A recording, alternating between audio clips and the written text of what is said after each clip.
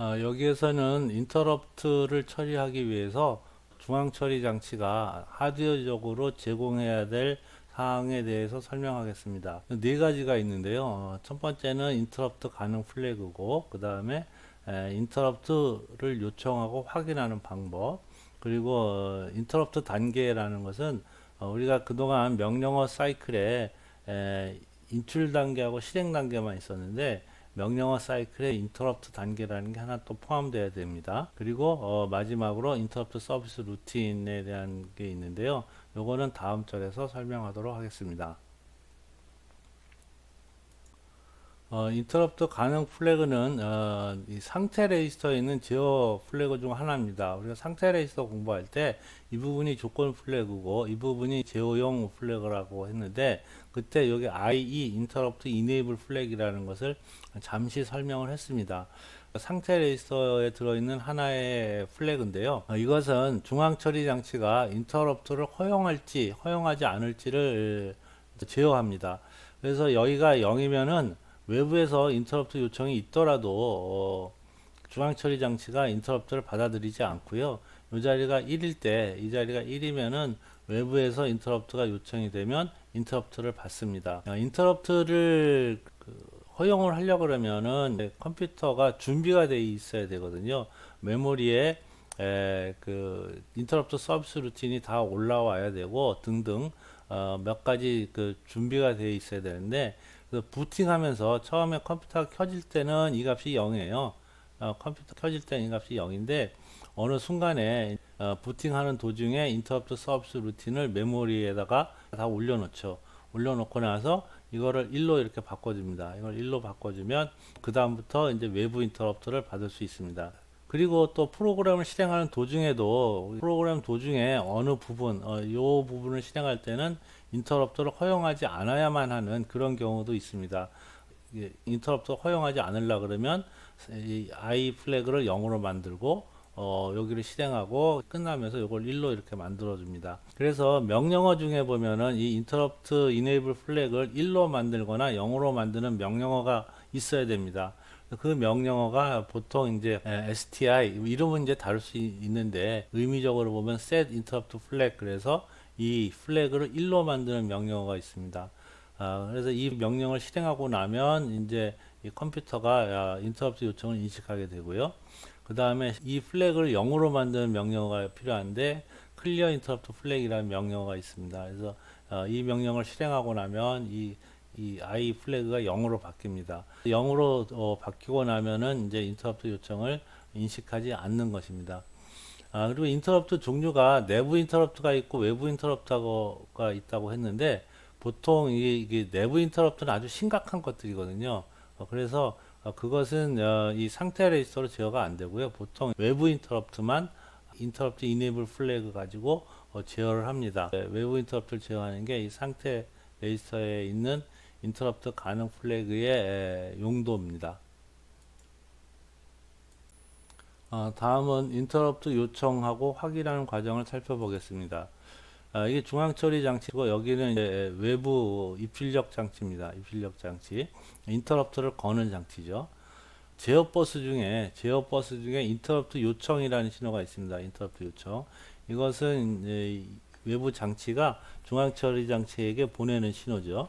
그래서 이것을 인터럽트 리퀘스트라고 얘기합니다. 이 인터럽트 요청 신호는 외부 장치가 내가 급한 일이 있으니까 데이터 처리를 먼저 좀 하자라는 의미로 중앙 처리 장치로 보내는 신호입니다. 그런데 중앙 처리 장치는 이것을 그냥 바로 받는 게 아니라 이 상태 레지스터 안에 인터럽트 이네이블 플래그가 있다 그랬죠. 이거랑 이 두 개를 AND를 해서 받습니다. 이걸 AND를 해서.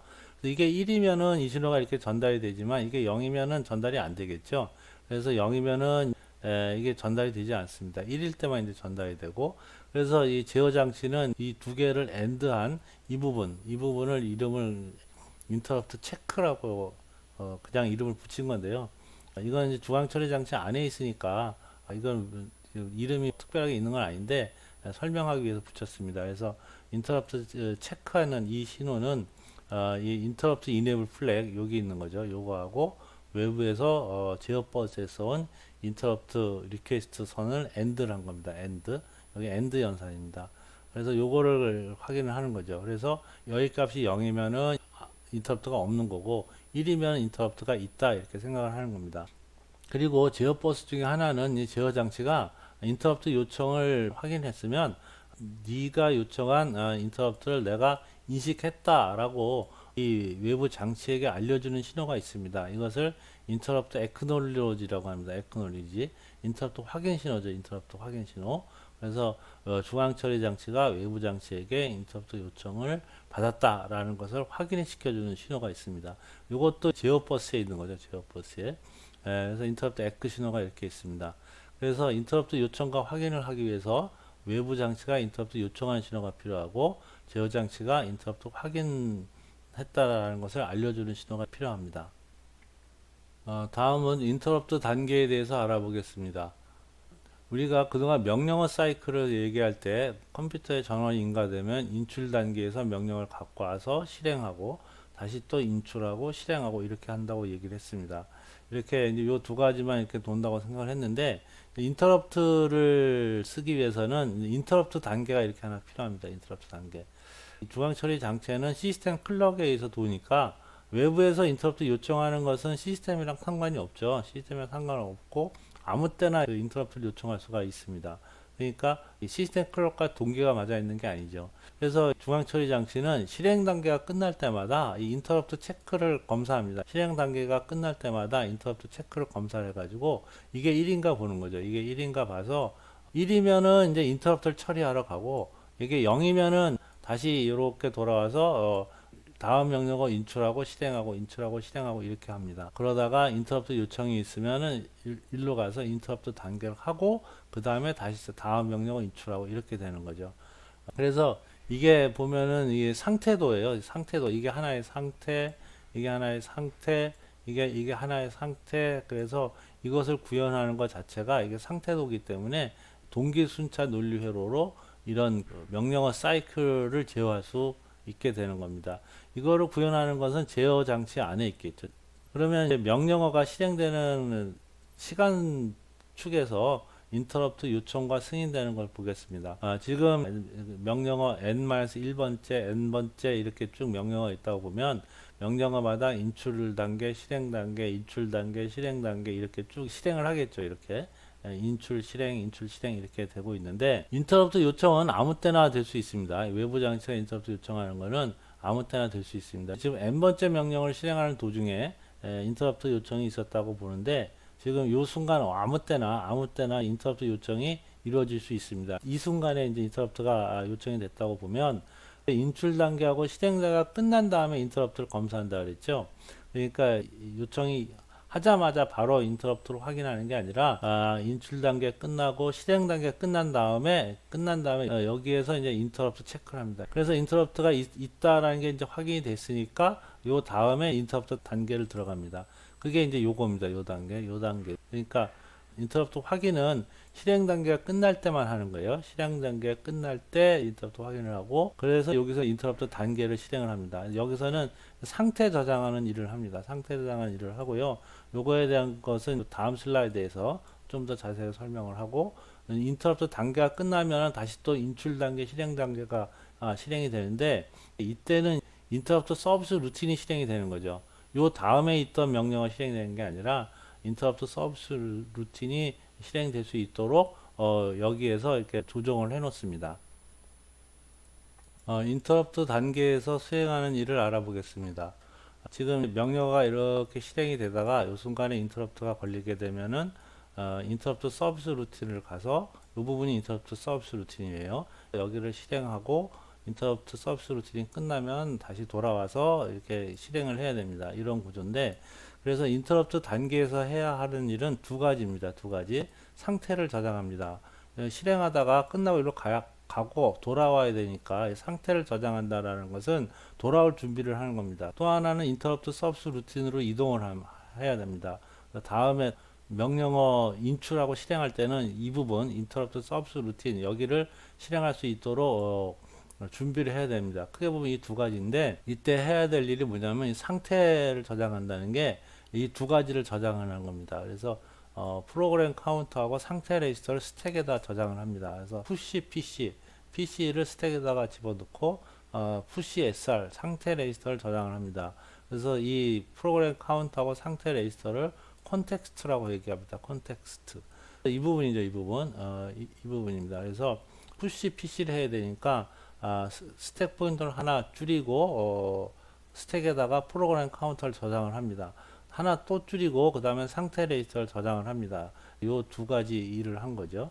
그게 상태를 저장을 한 거고, 그 다음에 인터럽트 서비스 루트로 이동하는 것은 PC의 값을 인터럽트 서비스 루트의 시작 주소로만 맞춰 놓으면 되죠. 그래서 PC가 요 자리를 가리키도록 이렇게 해주면은 이제 그 다음부터는 이것도 프로그램이니까 명령어들이 쭉 나열되어 있는 거죠.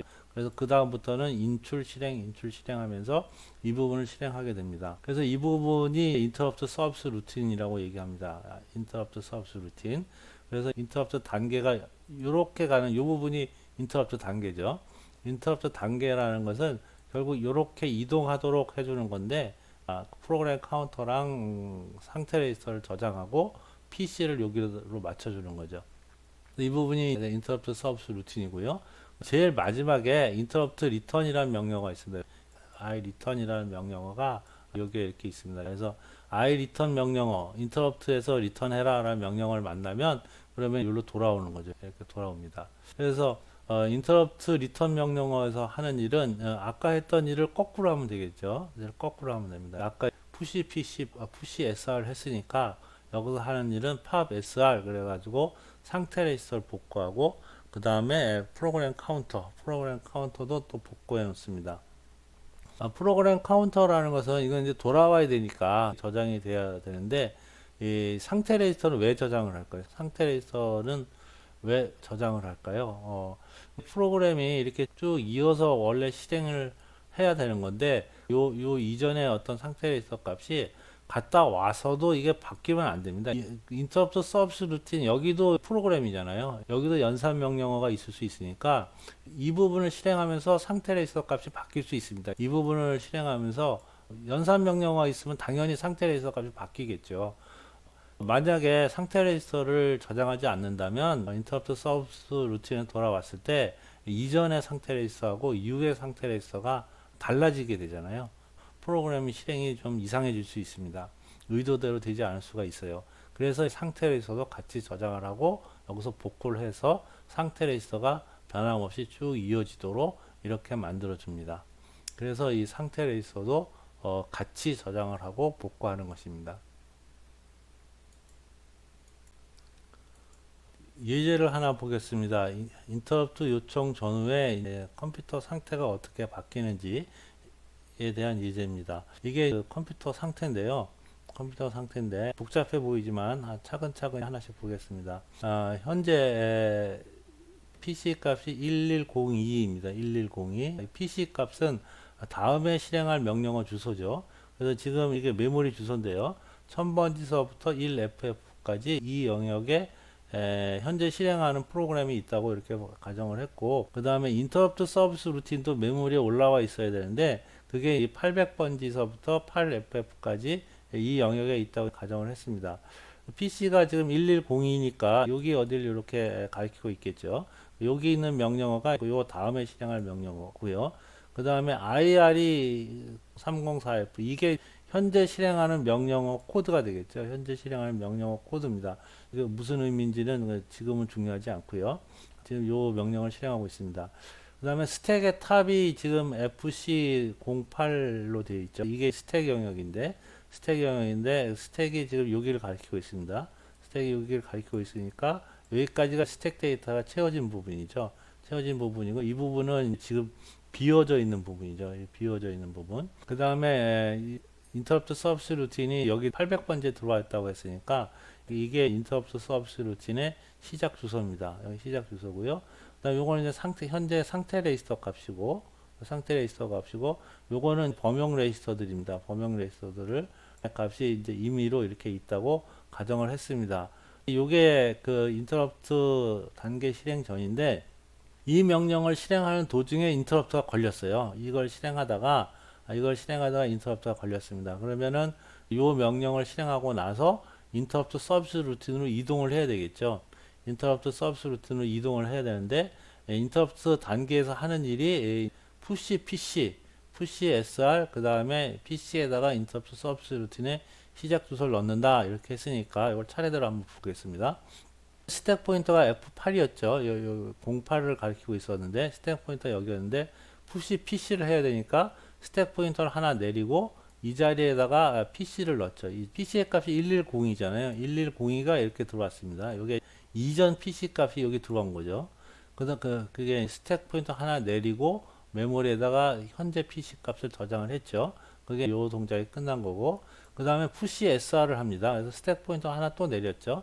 스택 포인터를 하나 또 내리고 아까 여기 SR이 8043이 있으니까 이 값이 여기 들어왔죠. 여기 들어왔습니다. 그래서 스택 포인터를 하나 내려서 FC04가 이렇게 가리키도록 하고 그 다음에 메모리에다가 상태 레지스터를 저장을 했죠. 이 두 가지가 저장이 된 겁니다. 그 다음에 PC에다가 인터럽트 서비스 루트의 시작 주소를 설정해야 되니까 인터럽트 서비스 루트이 800이죠. 그래서 이게 800으로 이렇게 바뀌었습니다. 800으로 바뀌었죠. 여기까지가 인터럽트 단계가 실행이 끝난 겁니다. 인터럽트 단계가 끝나면 다음엔 무슨 단계죠? 다음에는 명령어 인출 단계죠. 인출 실행을 해야 되는데 인출하는 명령어는 800번째에서 하게 되겠죠. 지금은 여기에 있는 명령어를 인출하고 실행하고 이렇게 되는 겁니다. 그렇게 해서 인터럽트 서비스 루틴이 제일 끝나면은 인터럽트 서비스 루틴 끝나면 제일 마지막에 인터럽트 리턴 명령어가 있으니까 이것들을 원래대로 다 팝해서 SR이랑 PC를 복구하고 나면 그러면 다시 인터럽트 실행 전 단계 이런 모양으로 바뀌게 되는 거죠. 물론 여기는 값이 바뀌어져 있겠지만 이거는 쓰레기 가베이지 값이죠. 이전 실행하던 게 남아있는 가베이지 값이 되는 겁니다.